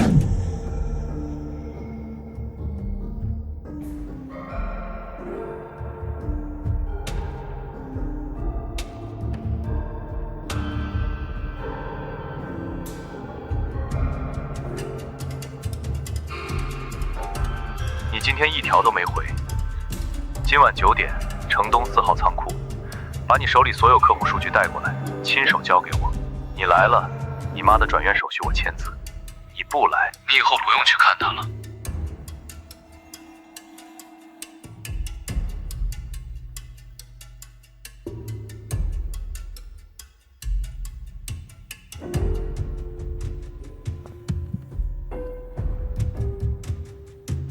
我妈说你没吃晚饭，厨房有粥。你要出门？有点事。陆泽轩，你是不是都知道？你第一天在车上指路，我就知道你是沈鹤亭的人。你发的每一条情报，我全部替换。你每犹豫一次，我就多确认一次。但你没有发过真数据，最后一条你发了空白。我不信你，是因为你没有给我信你的理由。但你现在来找我，是有话要说。他让我今晚去城东4号仓库，把所有数据亲手交给他。如果我不去，他会停掉我妈所有治疗。我知道你没有信过我，但这一次，我需要你信我一次。你去，带上真数据。你不怕把真数据给他？你今天一条加密消息都没发，你要给他，不用等到现在。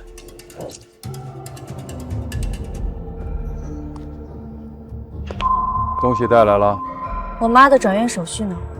先看数据。完整的客户名录、独台协议复印件、供应链报价单，你这次倒是听话。手续。你妈下回周到新疗养院，以后你每月可以探视1次。现在你的事儿做完了，走吧。你拿了这些数据，打算怎么做？明天开盘，做空资金全面进场。他以为我只有2级市场那点筹码，他不知道这些客户资料里有1半的合同条款存在违规独源。我只要把这些捅到监管部门，他的供应链3天之内就会全面断裂。所以你说的最后一次，不是收手，是最后一次利用我。你是我女儿，利用你。你从小到大花的每1分钱都是我的，你妈的医药费也是我的，你替我做事，天经地义。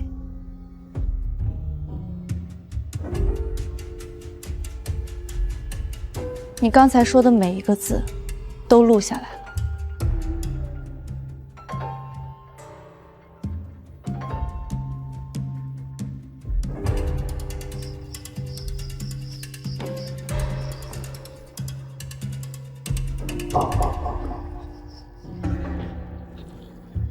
拦住他！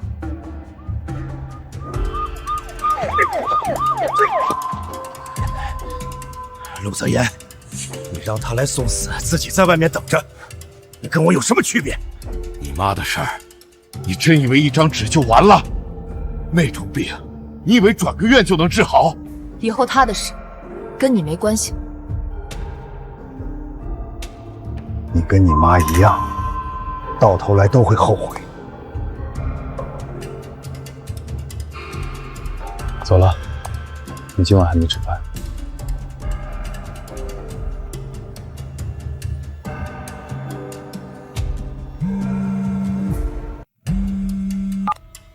你好，哪位？我是周景成，您可能不记得我了，我是之前苏氏集团的管培生，冒昧打这个电话，是有件事想跟你说。苏家庆功宴那天，苏董破格分了我6000万分红，这笔钱我想还给你。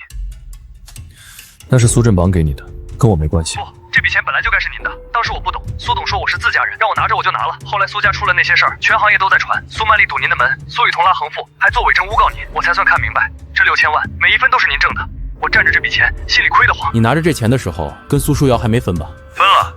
苏家出事没几天就分了，说出来不怕您笑话。苏曼丽出事以后，苏书瑶让我去找我爸借钱捞他姐，我拒绝了，他不依不饶，说我没良心。我说这钱本来就是不义之财，再往里填就是错上加错。他骂了我一顿，我们就分了。陆总，我进苏氏那天刚毕业，什么都不懂，是您带着团队做的项目，让我第一次知道什么叫真正的操盘。苏家那么多精于算计的人，到头来一个比一个难看。我周景成没背景没靠上，但我不想占这个便宜，这辈子没干过亏心事，不想老了想起来睡不着觉。明天我把钱转到您账户上。好，谢谢。该说谢谢的是我。陆总，你私人账户刚到了一笔大额转账，6000万，汇款人是周景成，什么情况？他把苏家给的分红还回来了。还回来？那是苏振榜给的，跟他有什么关系？他说那钱本来该是我的，占着亏心。这小子有点意思。苏家那一窝算来算去，反而是这个外姓的年轻人最有骨气。因为还没被苏家腌入味。那这笔钱你打算怎么处理？苏家的钱我嫌脏，捐了吧。今天怎么回来这么早？还记得那个周景成吗？苏书瑶以前的男朋友，庆功宴上拿了6000万分红那个。他今天把钱全还给我了，说这钱占着亏心。这孩子倒是个有骨气的。那钱你收了？收了。然后捐了，以他的名义成立了一个专项基金，资助家境困难的金融专业大学生。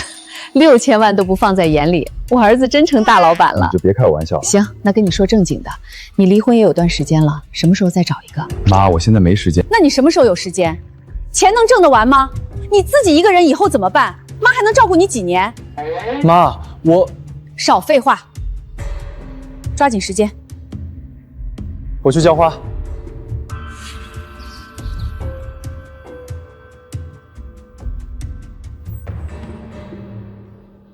你就住这儿？离公司近，租金便宜。我们家又不是没有房子，我爸说了，你搬过来住，别墅3楼整层都给你，你非要在这儿挤着干什么？我跟你还没结婚，住你家名不正言不顺。你这个人就是死要面子。那以后结了婚呢？你打算让我也住这儿？结了婚当然要给你最好的，你想要什么样的？我想要个带院子的，不用多大，能种1片月季就行。再养1只猫，要橘色的。夏天吃了晚饭，你在院子里浇花；冬天猫窝在沙发角上打呼噜，你加班我就窝在旁边陪你。你笑什么？没笑，记着。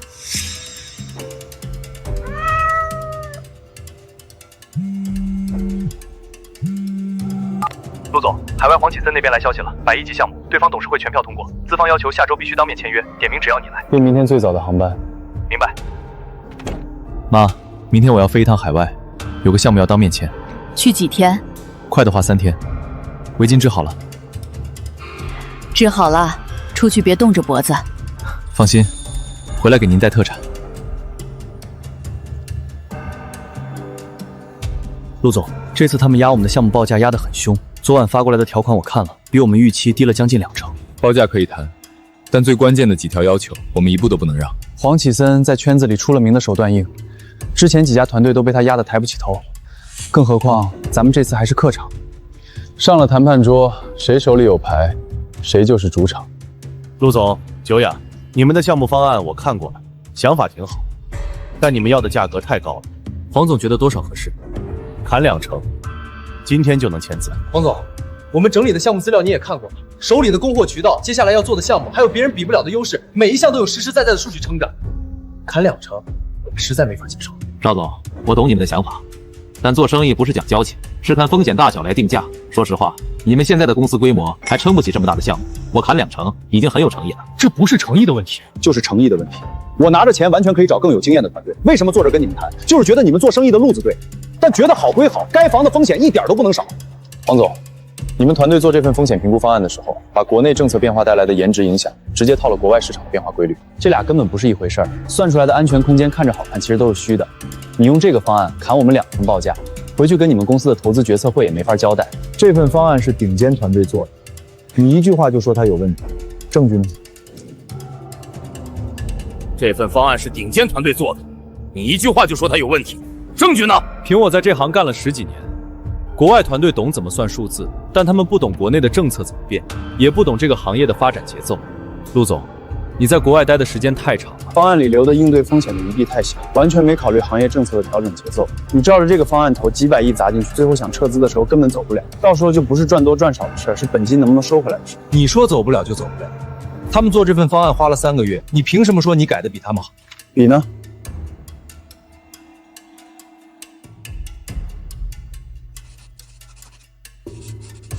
这几个核心数字按行业政策的调整节奏重新配，你拿去算一遍过去的情况。如果赚的钱和防的风险达不到预期，这笔项目我1分钱管理费都不收，倒赔你们全部的前期调查成本。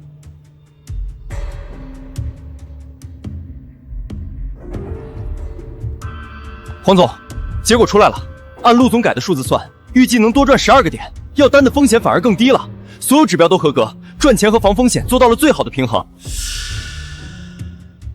陆总，价格不砍了，按你们原来的来，今天先打10%的定金。合作愉快。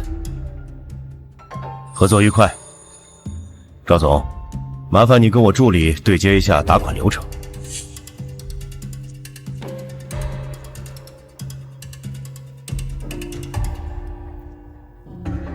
陆总，有个事儿，苏氏集团破产重整，在招募战略投资人。他们的财务顾问托了好几层关系找到我，想问问我们有没有意向。苏氏现在什么情况？管理层3年换了4任 CEO，内斗没停过。供应商早跑光了，产线停了3条，工资拖欠了2个月。上个月员工去劳动局闹了一次。他们的股东呢？哪儿还有股东？高俊明和苏曼丽离了以后人就消失了。苏雨桐和章子碧那家新公司早被执行了。苏书瑶嫁了个普通上班族，不掺和这些事。现在苏氏就是个空壳，剩1000多号员工等着开锅。陆总，我们投研部可以做尽调，但你得先给我句话，接还是不接？苏氏在外面还欠多少？供应商货款加银行贷款，大概3个多亿。核心资产就剩那栋总部大楼和3条旧产线，卖不了几个钱。说实话，从投资角度看，这不是个好标的。1000多号人，背后就是1000多个家庭。备车去苏氏。真是他，他现在管理规模上千亿，怎么还回来？他会不会把我们都裁了？当年庆功宴上，我可跟着鼓掌了。别说了，他往这边看了。苏氏现在在职员工1200多人，产线工人占80%，拖欠工资2个月，加上社保大概3000万出头，供应商货款和银行贷款加起来3个多亿，3条产线全停了，总部大楼是唯一没被抵押的资产。陆总，我叫老马，生产车间的，干了15年，我替底下几百号工人问一句，您是来救苏氏的，还是来跟我们算旧账的？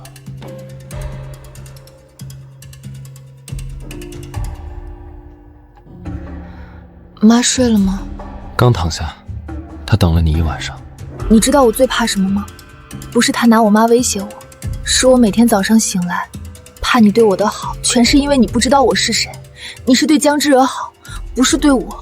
我什么时候对江之惹好过？你在厨房刷碗，我靠在门口看；你教我妈拍照，我站在后面看；你每次出门，我在2楼窗户后面看。我从来没对你好过，我只是想看你。你第1天在车上指路，我就知道你是谁。你每发一条信息，我都在看。你犹豫的时候我知道，你害怕的时候我知道，我什么都知道，我还是站在这里。我不是喜欢你演的那个人，我是喜欢你，你演不演都一样。你们俩还不睡？妈，我有话跟你说。我叫沈之毅，沈鹤亭是我爸。我接近你，接近泽院，是为了偷公司的数据。你对我那么好，我从头到尾都在骗你。你今天去仓库是为了帮泽院，还是为了害他？帮他，我报的警。你爸现在在哪儿？被带走了。其实啊，你第1次来家里吃饭，地上掉了根筷子，你2话不说就弯腰捡了。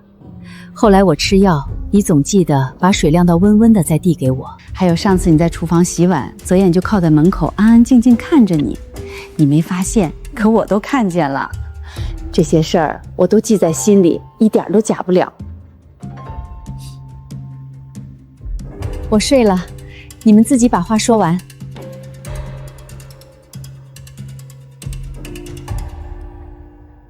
戒指是我爸当年娶我妈的时候打的，他藏了30年。他跟我说，你要是走了，让我把你追回来。他说你没地方去，你妈在疗养院，沈家你回不去，你的家在这里。我18岁开始一个人扛到今年，我以为这辈子就这样了。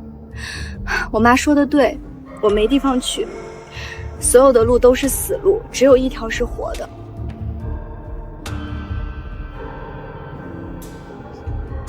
什么意思？你刚才在房间里说的话，再说一遍。哪句？你说你不是喜欢我演的那个人。喜欢你，你演不演都一样。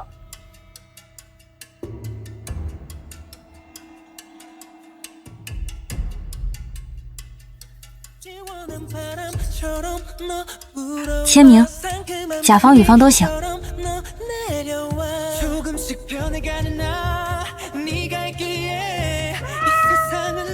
吃饭了，饺子凉了。